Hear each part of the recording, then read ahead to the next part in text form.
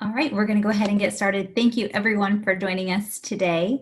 We're really excited to be able to bring this webinar to you. The webinar will be moderated by a current undergraduate student, and we have a panel of 3 college admission experts, and they'll be answering the questions that you've provided on how COVID-19 is impacting admissions.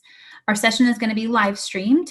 We invite you all to also join us in our forums and provide any thoughts and feedback there. You can see the link here to join our forum conversation. We'll have a discussion going on during the webinar as well as afterwards, so please feel free to join us in our forum section on the College Confidential website. Additionally, we'll be having additional webinars on how COVID-19 is impacting admissions. Our next webinar is going to be on paying for college amid changes due to COVID's impact on jobs, earnings, and the economy. It will feature a panel of financial aid experts from several institutions as well as scholarship providers, and that will be held next Thursday at 5 p.m. Eastern. So please register to join us on that as well. Before we get started, I'd like to introduce our moderator, Vikram Akwe. Vikram is a sophomore at Yale University, where he's studying ethics, politics, and economics. He's originally from Maryland. Vikram is involved in student government, theater, track and field, and also sings a cappella with the Yale Alley Cats. Vikram, take it away. Thanks so much, Devin. I'll start by introducing our panelists for today. Here with us today, we have Sheena Ramirez, who is the Director of Recruitment in the College of Visual and Performing Arts at James Madison University in Harrisburg, Virginia. We also have Alice Arredondo, the Director of Admissions at the University of Missouri, Kansas City, and the Assistant Dean of Admissions at the UMKC School of Medicine.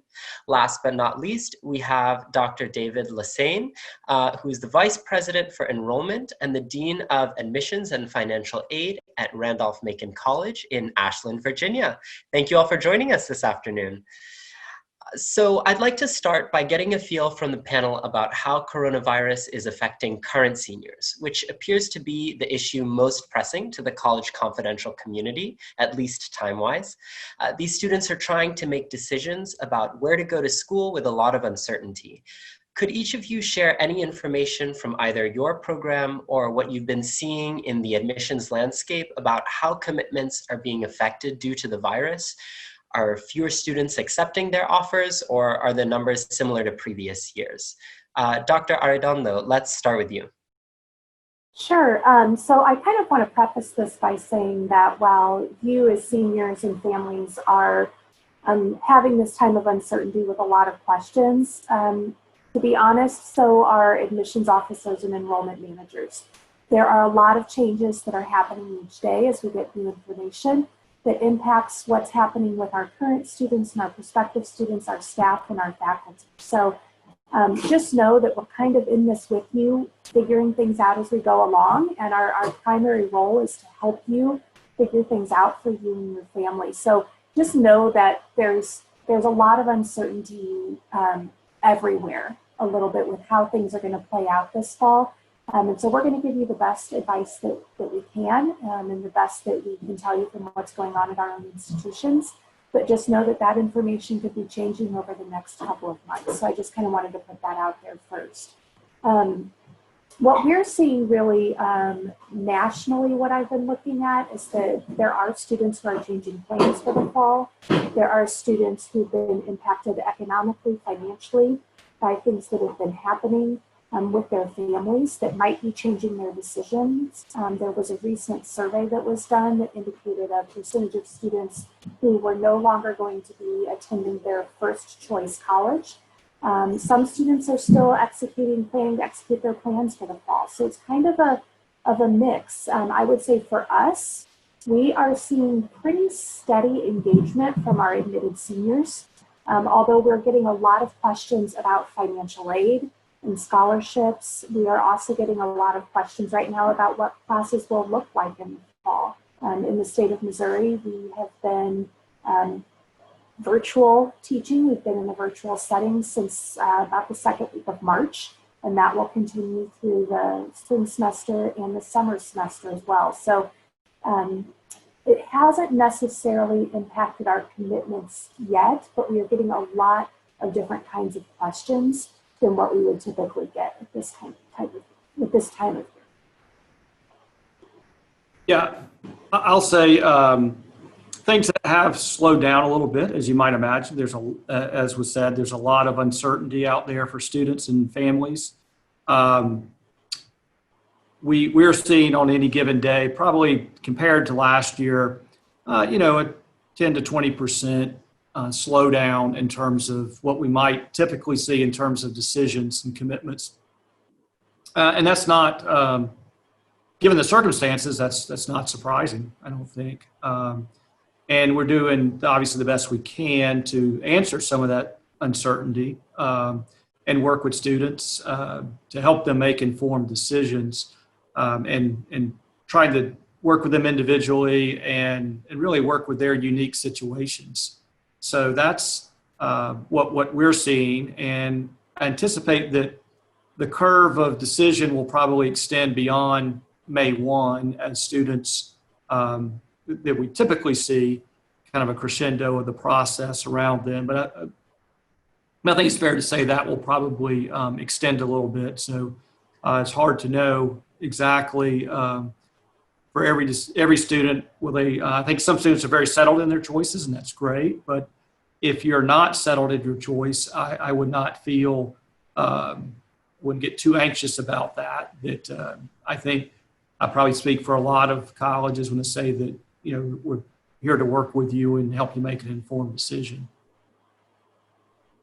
I can jump in as well and talk a little bit about what I've been seeing here among visual and performing arts students, as well as some of the trends I've seen nationally. First and foremost, I think that here in the admissions circle and community, we have a tremendous sense of empathy for these students who are going through this right now. Senior year is such an important time. There's so many memories and so many important things that happen, life milestones that are happening for students that are now being put on pause. And I think that the people here in the university admissions offices are really sending our concerns and our patience and really wanting to let you know that we are thinking about you and wanting to give you at least the stability of finding the college that you're looking for in the fall through virtual options and through different ways to explore campus options when you're not able to necessarily come back. From seeing some of the national trends, I do know that a lot of universities are very nervous about the enrollment within the college that I work with here at James Madison University. I think we have a bit of a unique situation in that most of our students in the visual and performing arts have been to campus for an audition, for a portfolio review. So they've had a chance to make those connections with faculty members and have had a chance to really envision themselves at JMU. So we're actually seeing a little bit of an uptick in the number of deposits that we normally see at this time of year, because I think that we have had the ability to connect with those seniors early, and they really want to envision themselves here at JMU next fall and to really have at least something that's concrete in a time that can feel so challenging and uncertain. Great. Thank you all for those initial insights. We're going to go ahead and address some of those points and concerns more specifically, beginning with this question here. So we've gotten quite a few questions from juniors who are concerned because they can't take standardized tests or participate in extracurricular activities, and also because many of them aren't getting the grades they expected to get due to the switch to online learning. How will you view these students when fall comes around and they're applying to schools? Will you be viewing admissions through a different lens due to these extraordinary circumstances? Dr. Lassane, if we could start with you this time. Sure. Yeah, I think it's going to be a very different lens and a very empathetic one. Understanding, it's a very different, spring of junior year for these students, and I think we will certainly take that into account. Many schools, mine among them, are considering versions of test optional admission for juniors for this class that will be graduating in 2021. Some schools have already announced that, a sharp uptick in that, I think, but and many more, I'm sure, are considering it. As for, many high schools have moved to pass-fail in assessment for for their classes, and that too will be taken into account, and I'm sure worked into how we view things. I think I'm hoping and praying that we'll have a more traditional fall. Assuming that we do, I think it's fair to say that many schools will probably be, without seeing the spring of junior year, will be very interested in the fall of senior year. So that may be a difference too. So that may delay some decisions and some processes for some schools in terms of early decision, perhaps, and or early action. So that doesn't mean that there's going to be a constriction of seats. It just means there may be an adjustment of the admissions process to kind of meet this very unprecedented circumstance.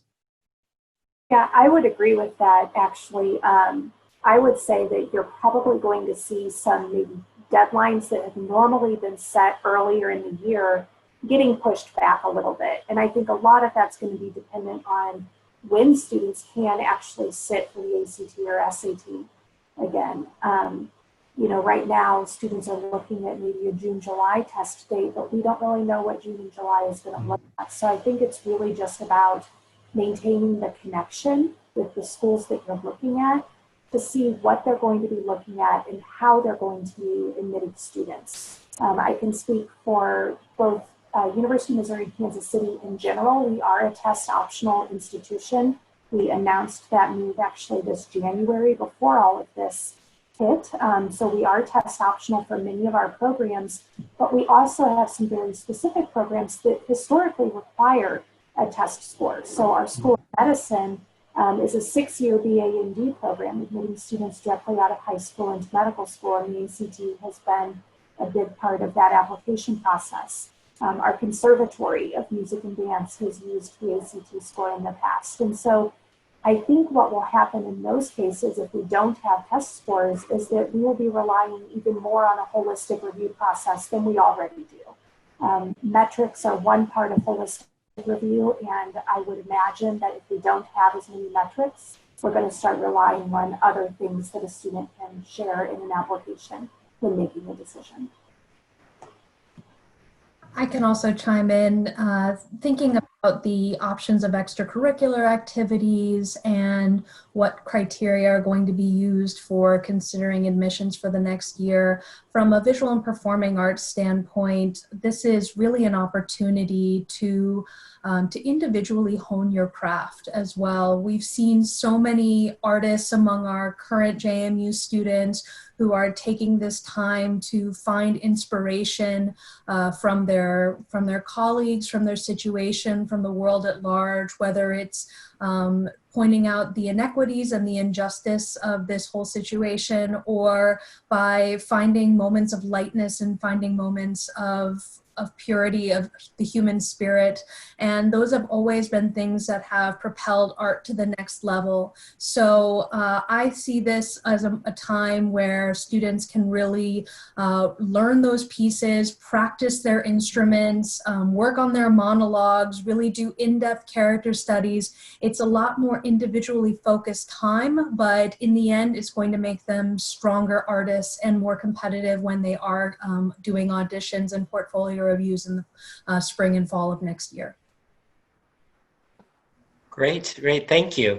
Now we're going to move on to the next question. And that is, we've gotten several questions from students who say that their major isn't really translatable to online learning, and they're wondering how classes will be held if colleges aren't ready for students to move on campus in the fall. Are any of you aware of plans to have classes online or even to delay start dates to the spring semester? Ms. Ramirez, if we could start with you, since the arts are one discipline that may not do as well online. Yeah, for sure. I know that there has been a lot of concern about being able to take things that are very communal experiences, like performing in an ensemble, doing productions, and taking those experiences and bringing them into a virtual setting. It's a challenge for sure. But here at JMU, I think our faculty and our students have really risen to the occasion. One story I was truly inspired with was in our industrial design program. One of our professors, Professor Kevin Fopp, reached out to his industrial design students, and what they're doing for the rest of the semester is creating a system of designing masks and distributing those to local hospitals, and taking this time to really use their expertise in design to really be a force of good in their community and to make an impact with their art and with their design. For so many of these classes, you know, there are definitely things on the table, whether we would be considering moving a fall start date. But there are also unique opportunities, I think, within the online learning community and within this setting. One of our percussion instructors has talked about how he's working with professors at conservatories around the country to do lesson swapping with professors. If you're doing a virtual lesson, why not meet with someone from a completely different institution to get a completely different perspective on your artistry? So there are some opportunities, I think, within this online learning setting where students can actually get the expertise and make a difference, expertise from people outside of their area, as well as find a way to be involved as an artist within their community. Wonderful. Dr. Lassane and Dr. Arredondo, if you had anything to add on that point. I'll just say we're doing some contingency planning, but our sincere hope is that we'll be in person in the fall. But yeah, it does present some challenges, and you know, our faculty are working through many challenges right now as we work with our students to finish out this spring semester in the best way that we can.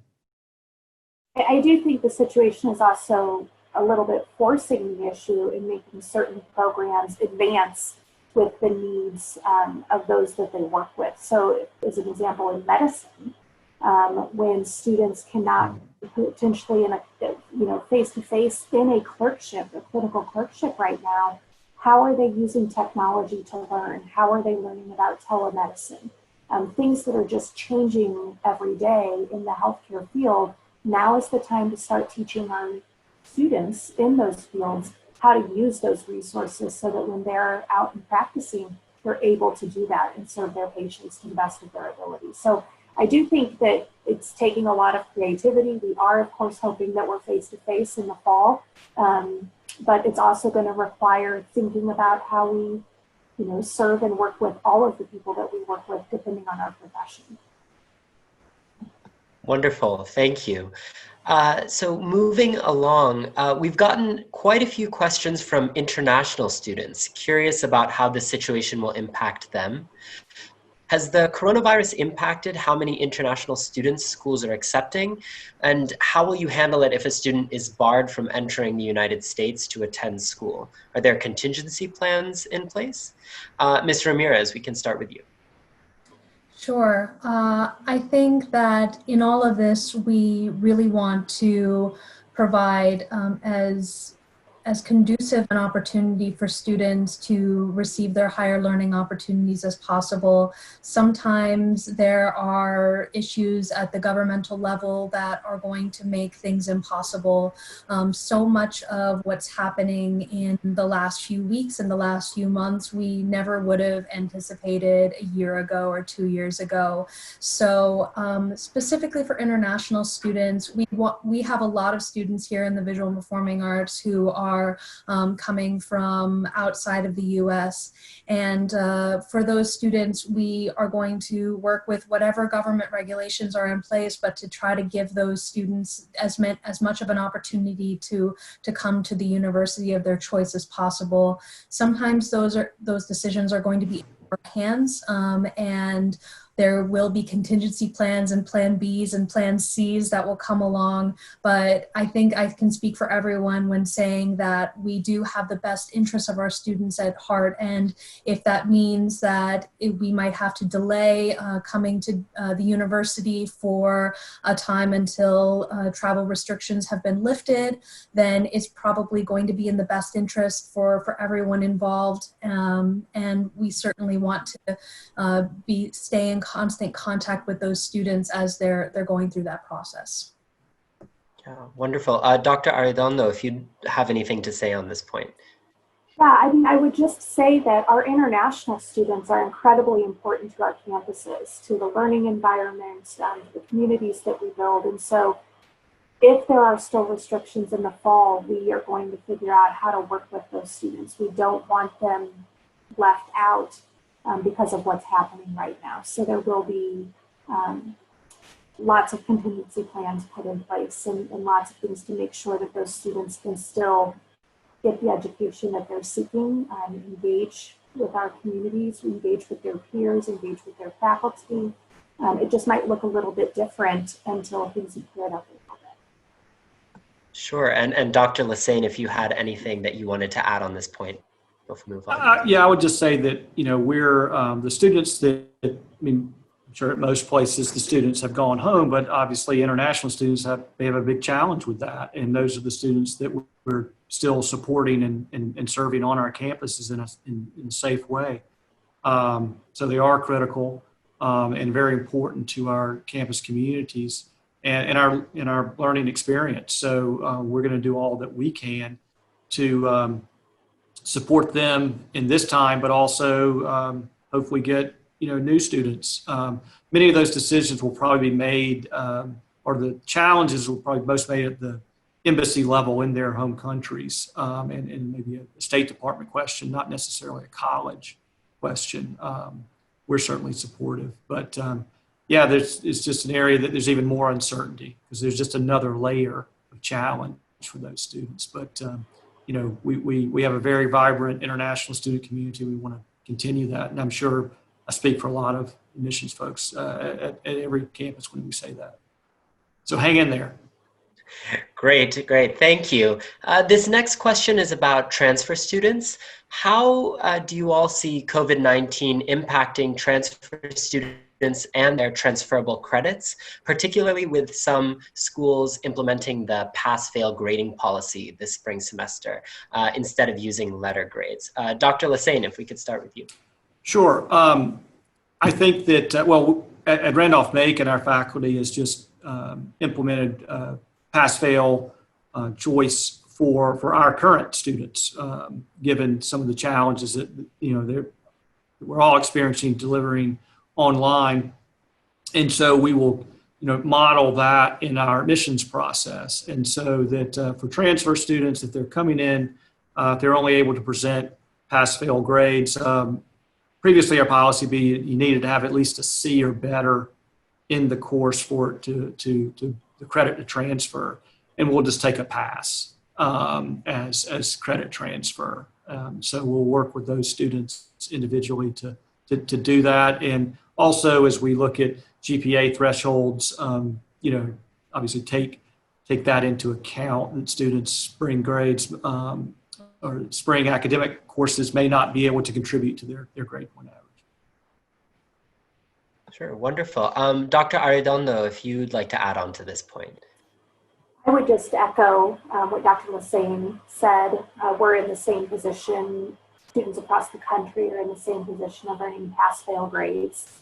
And so we don't want to, create any additional burden, or we don't want to penalize students for things that are beyond their control. So we will accept coursework for pass-fail grades. Most institutions probably will, but you just wouldn't be able to calculate those courses into a GPA in most cases. But I just think there is still a lot of learning and figuring that piece out.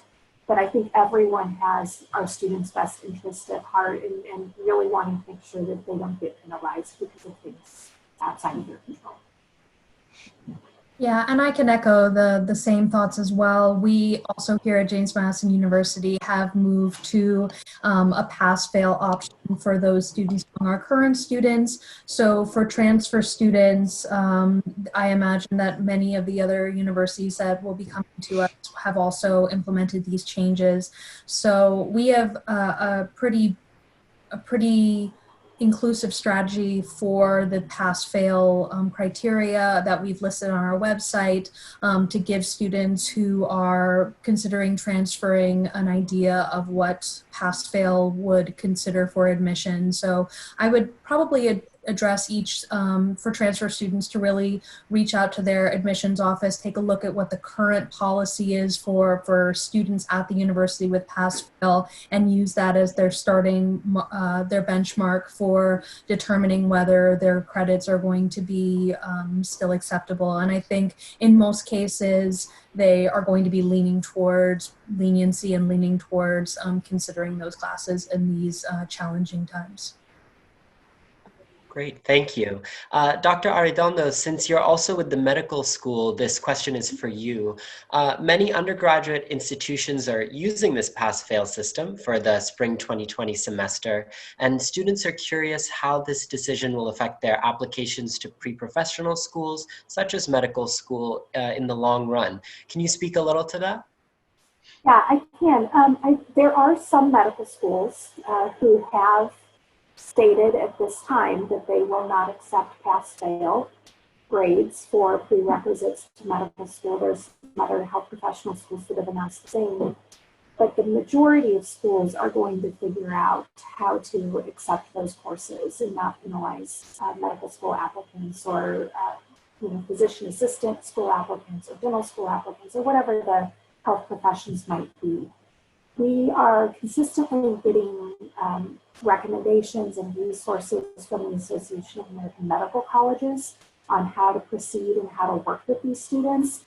And in my experience, when there's been something, granted we've never experienced anything like this, but when we've experienced some kind of issue, even with an individual school that has been impacted or that impacts our applicants, we figure out a way to work with them. We don't want to widen the gap between students who can go to medical school and students who typically don't go to medical school.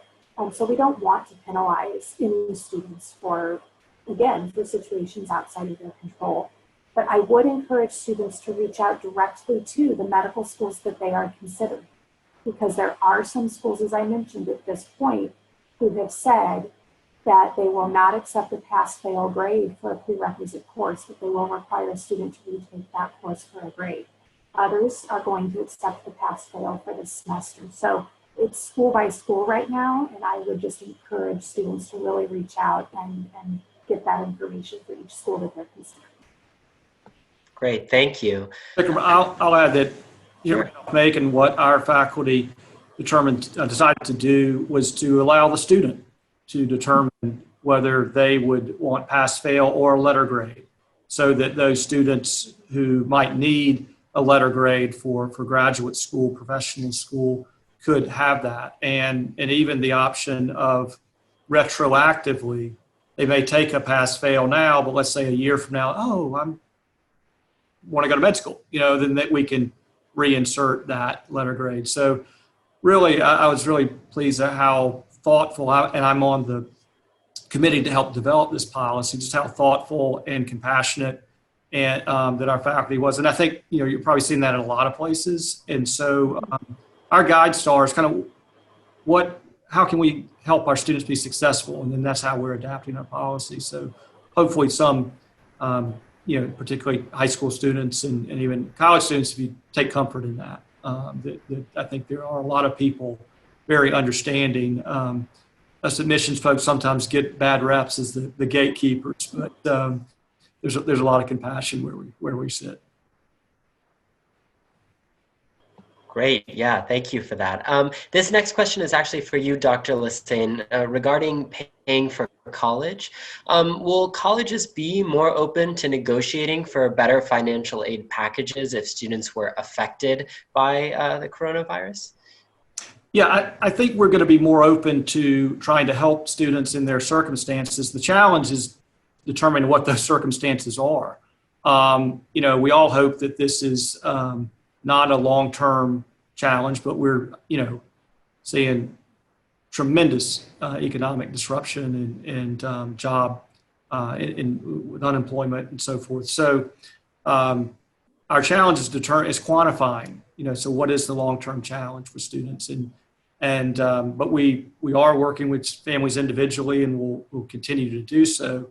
I think an important thing for all families that are working with financial aid offices, we do have the capacity and the ability, the process called professional judgment, to work with family circumstances. But we're seeking guidance from the Department of Ed as it relates to federal funds, Title IV funds. They've given us a little more flexibility, but there's still a lot of uncertainty with that. So I would just ask for patience from families, and this situation has been very fluid. I hope it's fluid in the other way in terms of recovery too, but we'll see. But we do anticipate working with our current students and prospective students on the financial aid front, and we'll try to be as flexible and accommodating as possible. One thing that, and I know it's hard to get beyond what's happening today, but as it relates particularly to need-based aid and making adjustments, it's important to know that in many cases that aid package is for 1 year. And so while you might have the help this year, that may, hopefully your situation gets better. And if it does, that need-based aid may go away and go to a family that needs it then. And so, making decisions on what costs might be for this 1 year, but it's a 4-year process. And we're all, as I tell my staff, we're in the business of recruiting alumni. We want it to be a 4-year, experience through to graduation. But we are, certainly working with families. I think that's what you're going to find if you're watching this live, or if you listen back later. What you're going to hear is the common theme is that we're all trying to work with our students the best we can to help them achieve these educational goals that they've set. So whether it's prospective students, newly admitted students, if it's our current students, everything that we're thinking about and everything that we're doing is fluid, and it is with the best intentions in mind for each of our students and helping them get where they need to be. So I think that's an important piece. And at University of Missouri Kansas City, we have created an emergency fund for students right now that they can apply for and receive additional funding for this semester if they're currently enrolled. And we have some of those things in place for the fall for our new students as well. But I think that's what you're going to find is that institutions are doing what they can to support their students the best that they can. Great, wonderful, thank you. Our next question is about gap years. Some students fear that if they commit to college now, they'll be doing online learning in the fall. So they're thinking of deferring for a year and taking a gap year. How do you anticipate this will affect your acceptance rates for the next year? Mr. I could start with you. Sure. When we have students who are admitted academically, we do give them the option of deferring their admission for 1 year in a gap year. It does mean that they would have to take that time to do an activity that is not necessarily educational based, so you wouldn't be taking classes at a community college or trying to catch up on gen eds.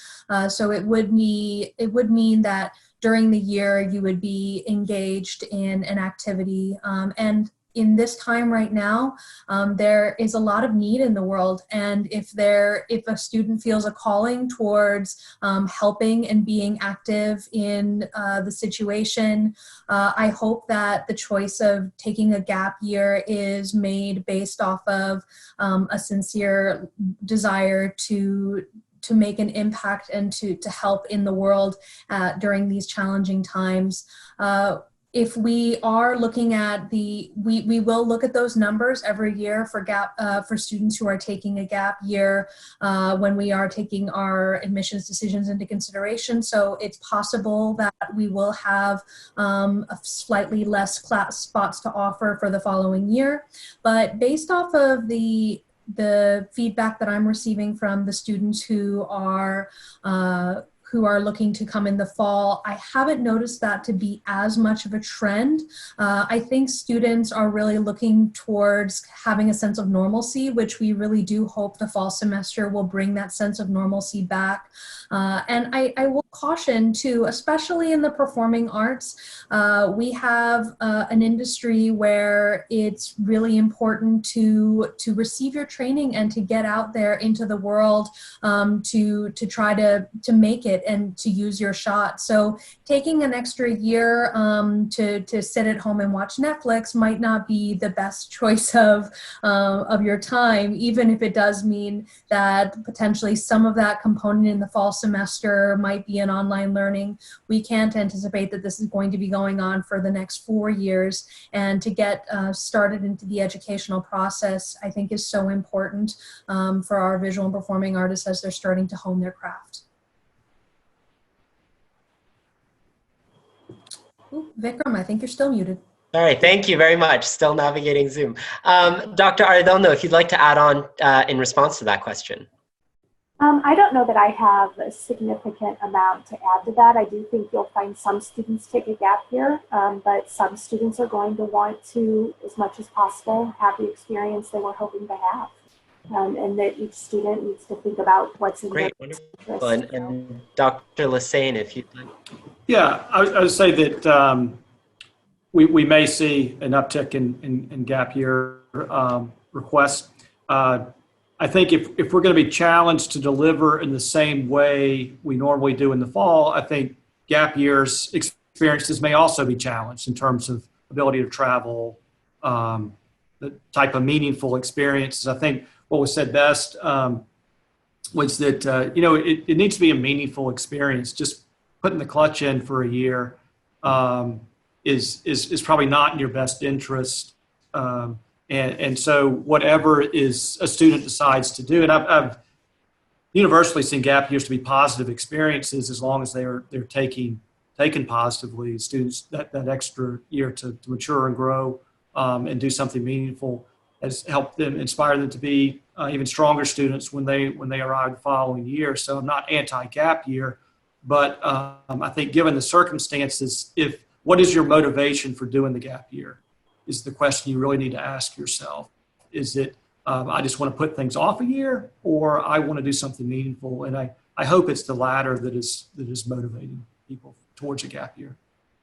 Great, thank you. So our next question is slightly on the same topic, more concerning how coronavirus will be impacting wait lists. Are more students than usual landing on wait lists, and might they have a better chance of being admitted off them, or is this just really an unknown effect at this point? Dr. Lassane, if we could start with you. Yeah, so wait lists are a tool that many colleges use to kind of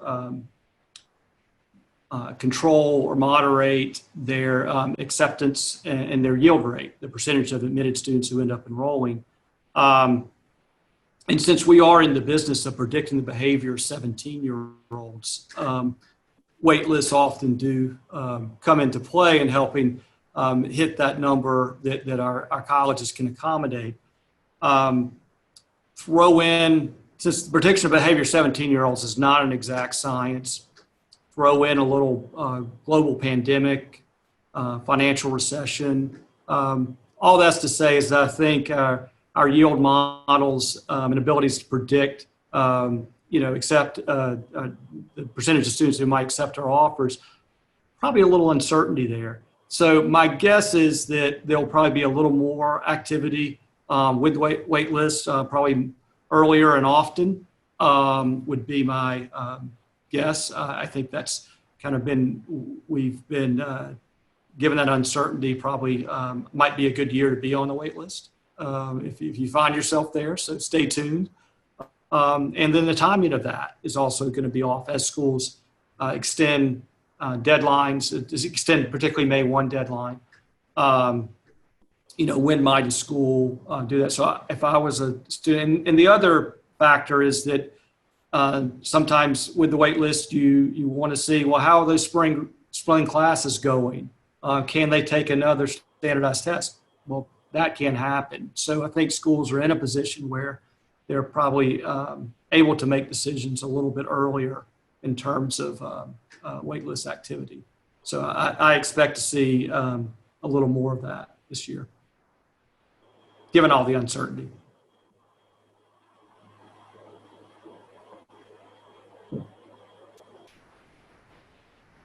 Great, thank you. Dr. Arredondo, if you had anything to add on this point. No, I would say that right now it is uncertain. It's also uncertain as we look at which colleges are going to move decision days back, if that will happen nationally, if that's just going to happen on a college by college level. But I think it's a little bit hard to predict right now. Sure, wonderful. And Ms. Ramirez, if you'd like to add anything?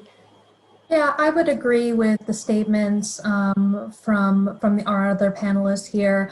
The wait list every year is, we have that list so that we can to look and see what our yield rate is going to be and what we're expecting our incoming class to be. I think this year is going to throw off all of those models that professionals spend years and years putting together. So if there is movement, I think it's going to be favorable for students. I think that we are more likely to see movement on the wait list, but you never know. As I said, here at JMU, our deposits are up at the moment, so we have not had to go to our wait list, and it really does depend whether we're going to be having a May 1 decision deadline, June 1 decision deadline, and I think that there's a lot of uncertainty with that at the moment nationally, as well as within institutions. So we're just kind of taking it as it comes and, stay hopeful for those students who are waitlisted to their favorite universities. Great. Yeah, thank you. As we go on, I'd just like to apologize for the inconsistency of my video. I think everyone working from home is putting high demand on the bandwidth, but we're going to keep soldiering on, and hopefully the audio is clear. Our next question is another question from high school seniors and has to do with current class performance. Will colleges be less likely to revoke acceptances due to poor spring grades given these extraordinary circumstances? Dr. Arredondo, we can start with you. Sure. I think it's a little bit hard for me to answer that nationally because of the positions that different institutions are in and the types of institutions are out there. I can say for us at the University of Missouri, Kansas City, we do have schools that have already changed what their graduation requirements are to allow seniors to graduate without letter grades in certain courses or without having completed coursework because their schools have actually closed. And they aren't even possibly teaching online right now. So we have students coming from districts like that, and we've made the decision that we're not going to penalize them for that. So we will still require a transcript that shows proof of graduation, but we're not going to penalize them for a different kind of performance than what we've seen, or courses that they were supposed to take that maybe they're no longer taking or they're not going to earn credit for. But I would say that it's hard to answer that nationally when all of us are in very different positions, have different sizes of our freshman classes, different capacities in our classes, different expectations.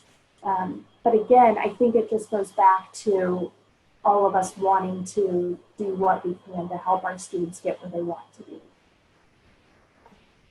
For us here in the visual and performing arts, we are very lucky in that we do have that secondary admissions component where they do either an audition or portfolio review, which is judging their level of ability on a particular instrument or within a particular artistic discipline.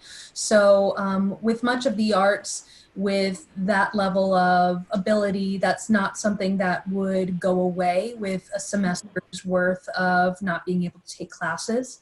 So we certainly want our students to do well in their last semester of classes in these challenging times, to continue to push through with all of the challenges that they're going through as high school seniors right now. But within the visual and performing arts, I don't think that it will have much of an impact simply because our admissions criteria is based off of their talent in a particular discipline rather than on their grades. So the admissions office at JMU might have some different information, and I don't work in the admissions office. I work for the College of Visual and Performing Arts, so I would definitely defer those kinds of questions to your own individual admissions department. But I think, you know, for students, I think we're going through a time when our community is going to be incredibly empathetic. This is an unprecedented situation. We're all going through this together as professionals and as students and as college students, and we really do just want what's best for you. And we do want to bring those students who had committed or who are planning on committing to our university in the fall. We want to still be able to provide them the experience that they're looking for when hopefully most of this pandemic has cleared away and we can return to a state of normalcy. Great. Dr. Lassane, if you'd like to add, oh, I apologize. Dr. Arredondo, did you have something to add? No, I was just going to add to that from the medical school perspective and from perspective of institutions that do use something like what Ms. Ramirez was just discussing, a holistic review process. I would hope and expect that if you're using a holistic review process, that one semester's grades would not then influence the decision that had already been made. I know for our students entering the 6-year medical program this fall, those decisions have gone out. They were based on a number of things in the application, including an interview process, and a semester's worth of grades just wouldn't impact how we see those students meeting the mission of our medical school. And so I would hope that schools that employ that kind of admissions practice, a holistic review, wouldn't then turn around and rely on one metric to change a decision about a student. Yeah, I would agree with everything that's been said. I would just add that if a student is encountering challenges that are preventing them from being successful in this new environment, that communicating that to colleges is very helpful to us. I mean, I think we're going to be even more challenged to see into each individual context of each individual school, and so to advocate for yourself and work with your colleges to help understand the circumstances that may not be ideal, obviously, but the more you can articulate that and share the narrative, I think would be appreciated by the schools if you find yourself in a very difficult position of not being able to be as successful as you like in this last semester. Great, thank you. So we have a slight follow-up question on that point from a few students who don't feel they're grasping AP classes in the new online format in which they're being taught. Are you all thinking schools might change their AP credit rules in light of students fearing that they may not score well on those AP exams? And we're also getting similar questions from students whose IB exams were canceled as well. Dr. Lassane, if you had any thoughts on this. Yeah, our academic standards committee is looking at that, and we're consulting with the College Board, who has already announced, at least for AP, that there's they'll have an online test, a 45-minute test. We're trying to get a little more information about the validity of that, but we're going to kind of keep going back to what we've all said. We're going to try to be empathetic and work with students with this and try to help them, get that credit if they've earned it. The IB credit is a little more challenging in that they've decided that there's not a standardized test version of that or summative test version of that. We may look at those grades and just go on the latest grades to confer credit. We'd like to confer credit where the student has earned it. but the student also needs to, hopefully that they need to be mindful that if they don't have a grasp on that material, and particularly if it's a subject that builds into the next class, if they don't have a solid foundation, is it in their best interest to be advanced into that more advanced class without that foundation? I know it's hard when you feel like you've invested so much and you're not going to get the credit, but it's also academically, developmentally, what is in your best interest, because we want you to be successful at the college level, and that first year of your college experience is also critically important. So we will work with students to help ensure that success. Have you guys made any other decisions with the relate to AP credit? Yeah, I can chime in a little bit on this as well. I couldn't agree with you more that the reason to take an AP exam is to receive a college credit that you will then be using towards your general education or towards even potentially courses in your major. So I'm thinking about students who are taking AP music theory. If you were to come in with a grade on the AP Music Theory exam, we require a 5 in order to receive AP credit for those students. And that's because they're skipping out of an entire semester of a 4-semester curriculum in theory. And there's a lot of foundational information that is really critically important towards building the rest of their skills within music. So if a student was to, we still do have to make sure that the level of classes that they're taking at the AP level are going to make it so that they will be successful in whatever classes they are continuing to take at the college level. But we have here at James Madison, and I'm sure many other universities in the country, many of our students don't necessarily come in with AP credits. We've designed curriculums so that you can easily graduate without having completed AP credits or IB credits still in 4 years. Most of the students who are coming in and bringing AP and IB credits are looking towards adding minors or taking additional classes in their areas of interest, but you're still going to receive a really solid, steady curriculum in your discipline, even if it does mean that you might have to take a foundational course instead of passing out of it with an AP class. And if you do feel as though you are ready and the AP exam represents in the facet that is created by College Board that you are competent enough to continue with the material, then I do by all means wish the most success to those students as they're going through these challenging times. Great. Dr. I don't know, unless you have anything else to add to this point, I think we can, great. Well, we can go ahead and wrap up. So I do want to take this opportunity to thank all of our panelists for joining us this afternoon and taking time out of their days to do so. We're incredibly grateful for your insights. And I will kick things back to Devin. Well, thank you, everyone. Thank you especially to our panelists and to Vikram. It's been a great hour. Thank you, everyone, for submitting all of your questions. We will be sharing a recording of the webinar on our social channels as well as on collegeconfidential.com. So please visit us there to rewatch the recording. We also welcome you all to join us in the forums to continue to ask questions and get answers to some of your questions, and to also register for our next webinar that we'll be having next week on Thursday at 5 p.m. Eastern Time on paying for college due to COVID's impact on jobs and earnings. Thank you all again and have a wonderful evening. Thank you all. Great job, Alice. Yeah. Thank you. Stay healthy and safe, everyone. Yeah, please do.